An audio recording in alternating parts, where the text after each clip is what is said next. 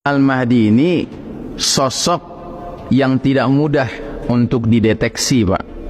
Ya, karena Allah Ta'ala memang memelihara identitas Al-Mahdi, ya. Jadi Al-Mahdi itu tidak akan muncul jauh-jauh hari, Pak. Tetapi kemunculannya itu dalam bentuk sebuah peristiwa istimewa yang terjadi di depan Ka'bah. Peristiwa apa itu? Pembaiatan paksa. Jadi Al-Mahdi itu nanti menjadi pemimpin karena dibaiat paksa oleh sejumlah orang yang kata Nabi jumlahnya mirip seperti pasukan perang Badar, 313 orang. Dan orang-orang ini orang-orang alim, orang-orang soleh yang bersepakat untuk membaiat laki-laki yang mereka yakini adalah Al-Mahdi, ya. Dan orang-orang ini datang ke Mekah tanpa kesepakatan, tanpa rencana, tapi Allah takdirkan mereka hadir bersamaan, ya, dengan niat yang sama, mencari laki-laki yang bisa meredam semua fitnah-fitnah yang sedang berkembang di dunia. Dialah Al-Mahdi. Nah, ketika mereka dapati Al-Mahdi di depan Ka'bah, maka orang-orang ini meminta Al-Mahdi untuk mengulurkan tangannya untuk dibaiat. Tetapi Al-Mahdi menolak, ya. Kenapa dia menolak? Karena Al-Mahdi adalah orang beriman yang imannya emas, Pak. Imannya sejati, ya. Dan ciri orang beriman yang sejati tidak punya ambisi ketamakan ingin menjadi pemimpin. Jadi sekalipun sudah ada 313 orang alim, orang soleh ingin membaiat beliau, tapi beliaunya menolak karena khawatir dengan pesan Nabi.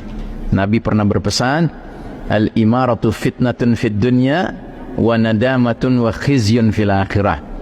Jabatan posisi kepemimpinan itu berpeluang menjadi sumber fitnah di dunia dan sumber penyesalan dan kehinaan di akhirat.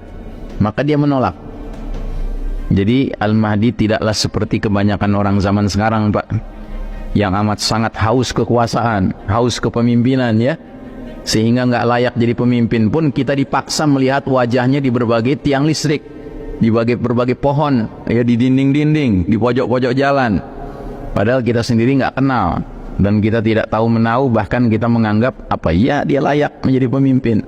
Tapi ini sudah ada 313 orang alim, orang soleh bersepakat ini laki-laki yang pantas jadi pemimpin, itu pun dia menolak, ya. Dan penolakannya ini dibalas dengan lebih keras lagi. 313 orang ini meminta dia untuk mengulurkan tangannya sampai dikatakan, kalau engkau tidak menerima baiat kami akan pukul tengkukmu. Nah, istilah memukul tengkuk ini istilah kami akan bunuh engkau, ya. Yubayyunahu wa huwa karihun. Akhirnya mereka membaiatnya dengan Al-Mahdinya tidak merasa suka dengannya. Jadi dibaiat paksa, Pak, ya. Nah, itu satu alasannya. Alasan kedua, kenapa Al-Mahdi dibaiat paksa? Karena Al-Mahdi tidak tahu dirinya Al-Mahdi. Mengapa demikian skenarionya?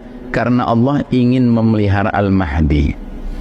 Tidak lama setelah dibaiat, ada seorang penguasa zalim dari Syam mengirim pasukan untuk memerangi Al-Mahdi dan orang yang berbaiat pada Al-Mahdi.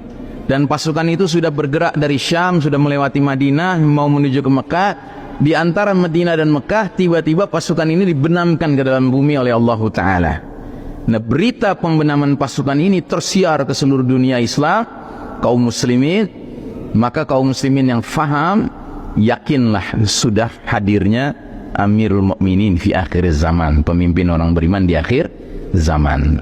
Jika kalian sudah melihat kehadiran Al-Mahdi, maka berbaiatlah dengan Al-Mahdi sekalipun harus merangkak-rangkak di atas salju, karena sesungguhnya dialah Khalifatullah Al-Mahdi. Jadi kita rame-rame diharuskan untuk mendatangi Al-Mahdi dan membaiatnya, Pak, karena dia pemimpin kita, ya. Jadi istilahnya dia ini the certified leader, pemimpin yang dapat sertifikasi langsung dari Allah dan Rasulnya, Pak, untuk jadi pemimpin orang beriman di akhir zaman. Jadwal kedatangan Al-Mahdi tampaknya tidak lama lagi, Pak.